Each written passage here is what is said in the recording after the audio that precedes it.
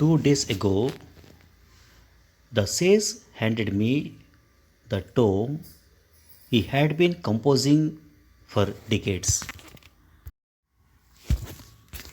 It is my life's work, he said, and a strange look flashed across his face, one I wouldn't have expected. It was part of shyness and part desire for approbation. But why should the great Valmiki want approval from me, a queen bereft of her kingdom, a wife rejected by her husband at the height of his glory? I had come to Valmiki's hermitage having lost everything except the babies I carried inside me. I was forever in his debt for the refuse he had given me at that most crucial moment. I would like you to be the first to read it, he said, before I give it to your sons to sing. After all, it is your story too. I glanced down at the palm leaves in my arms, a hefty stack reaching higher than my heart. A shudder went through me, sorrow and longing and fury and love, as I saw the title Ramayana, the story of the glorious King Ram, my husband. I stayed up through the night and the next night in my thatched hut at the edge of the ashram reading. The oil in the lamps burned away without my noticing. In the next room, my 14-year-old sons awoke at the smell of scorched wicks and came to ensure that I was safe. Love, always protective of me, took me by the shoulders and said, "You must sleep, or you will make yourself ill. What is so urgent that it can't wait until morning?" But Kush, the perceptive one, touched the dried salt on my cheek with a gentle finger and said, wonderingly, for it had been years since they had seen me so distraught, "Ma, why are you weeping?" I kissed their heads, my boys, balanced on the precarious edge of manhood, and sent them back to their beds with words of assurance. But I didn't lie down. Morning came.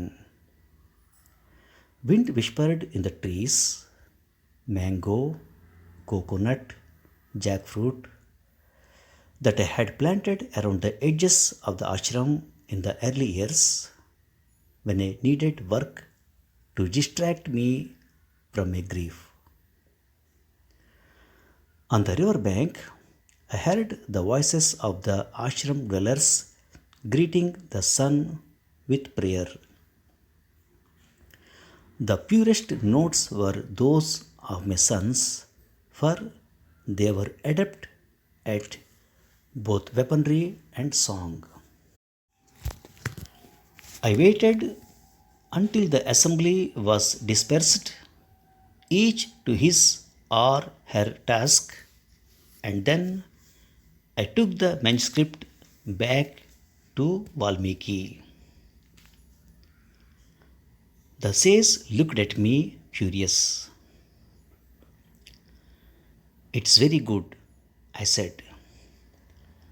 The poetry is superb, the descriptions sublime, the rhythm perfect. You have captured the histories of earth and heaven both, the adventures and the wars, the weddings and the deaths, the betrayals and the farewells, the palace and the forest. But, but, I said, and I could not keep the anger from my voice. What occurred when I was alone in the darkness under the sorrow tree, you don't know. You don't know my despair.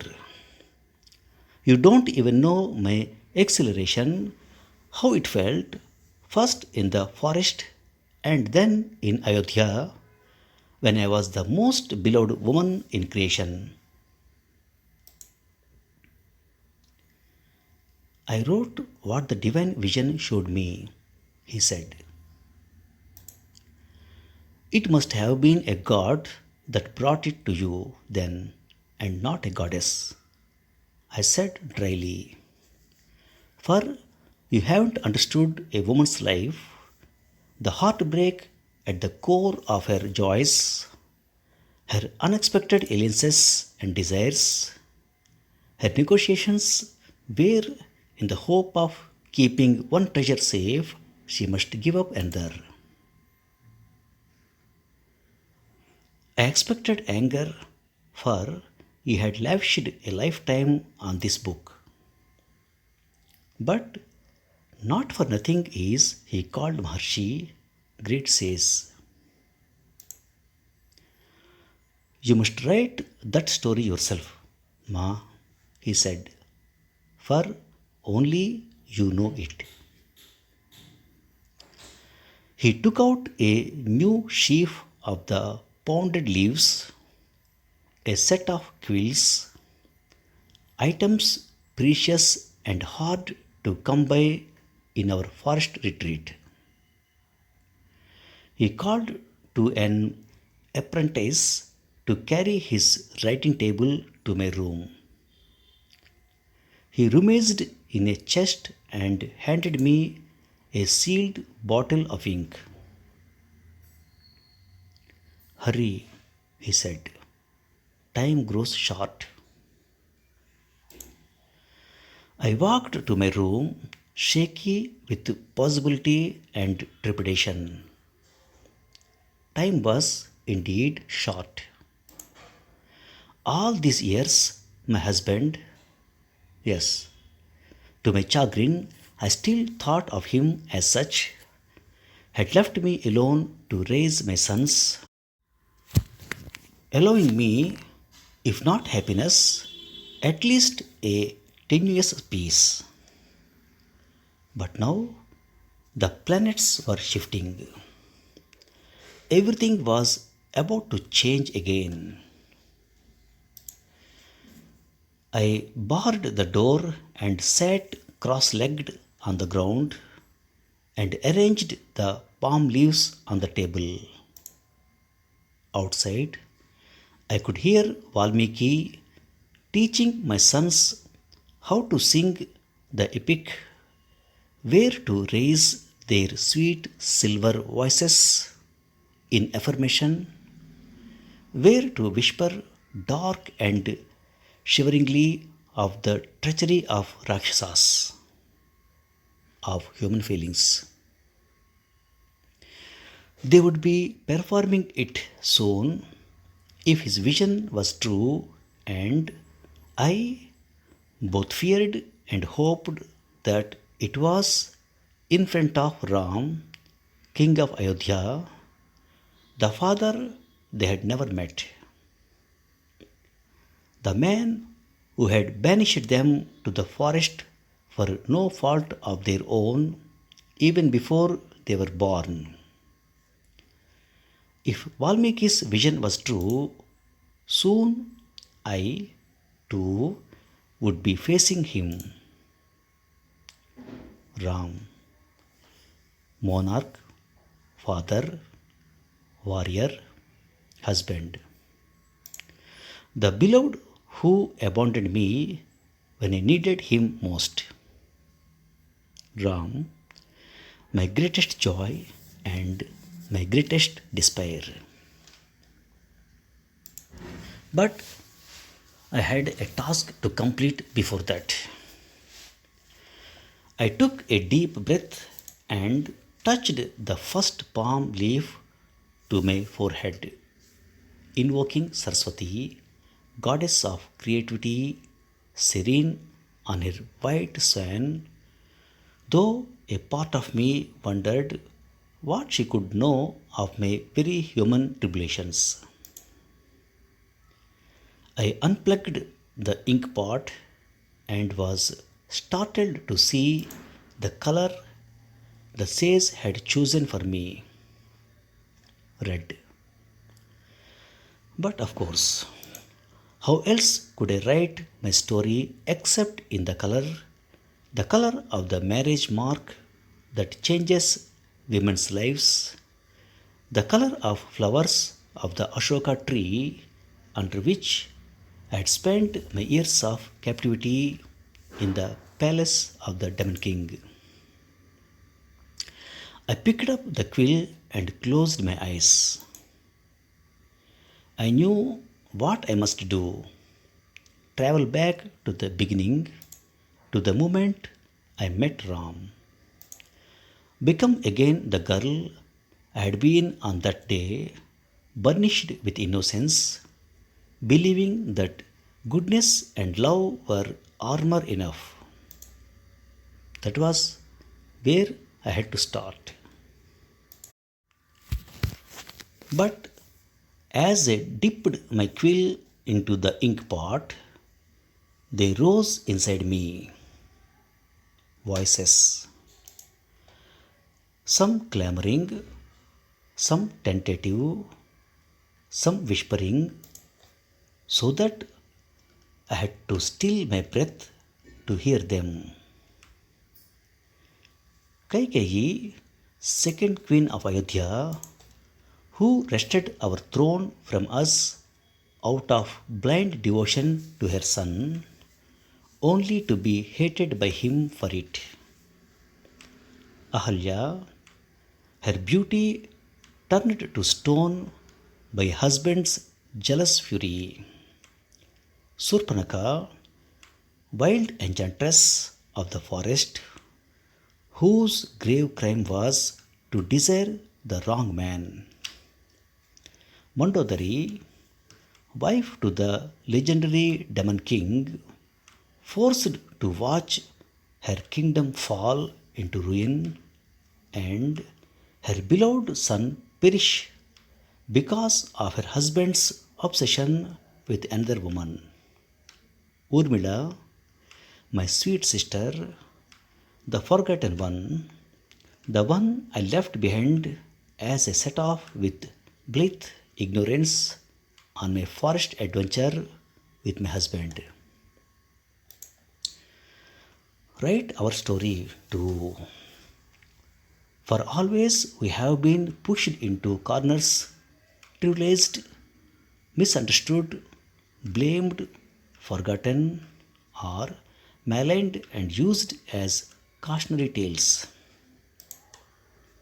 Yes, I said to them, yes, I will write your stories as best as I can, for without them, mine cannot be complete. I set quill to leave. In red ink, I began to write in crooked, effortful lettering because it had been so long since I had composed anything.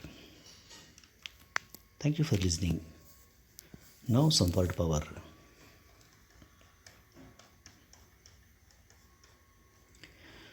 2 days ago, the sage handed me the tome he had been composing for decades.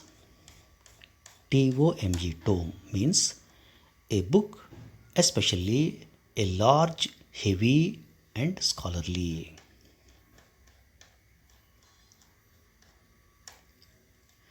It is my life's work, he said, and a strange look flashed across his face, one I wouldn't have expected. It was part shyness and part desire for approbation. APPROBATI approbation means approval or praise.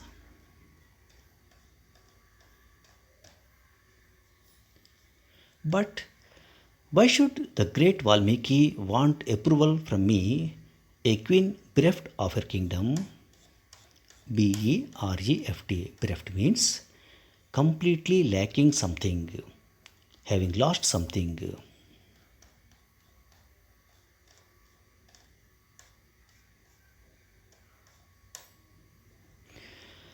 You don't even know my exhilaration, how it felt, first in the forest and then in Ayodhya, when I was the most beloved woman in creation. EXHILARATION. Exhilaration means a feeling of excitement, happiness, or elation.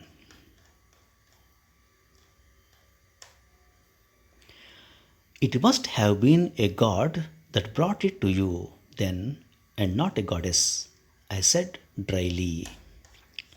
DRILY, dryly means in an ironically humorous way.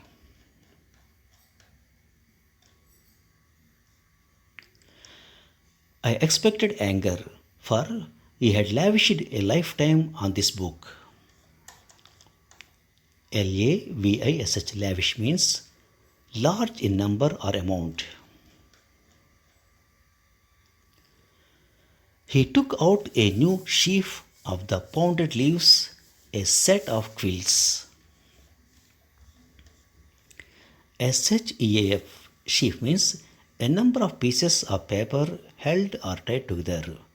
Pound, POUND, pound means flatten something by hitting hard on it. Quill, QUILL, quill means a pen made from a quill feather.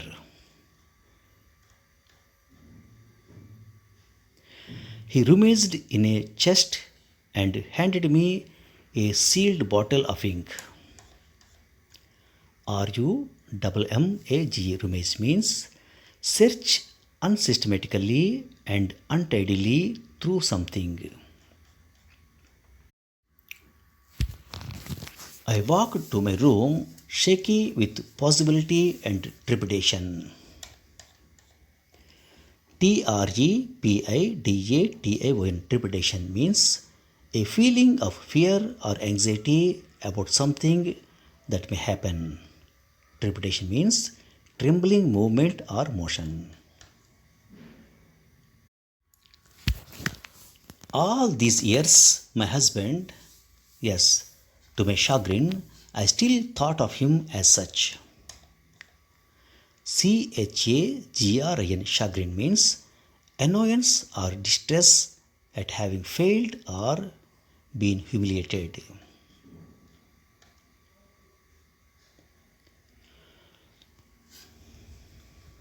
Yes, to my chagrin, I still thought of him as such, had left me alone to raise my sons, allowing me, if not happiness, at least a tenuous peace. TENUOUS, tenuous means very weak or slight.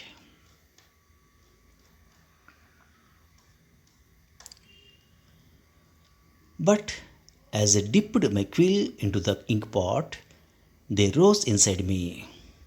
Voices, some clamoring, some tentative. Clamor, CLAMOUR, clamor means noisy shouting. Tentative, TENTATIVE, tentative means unconfirmed.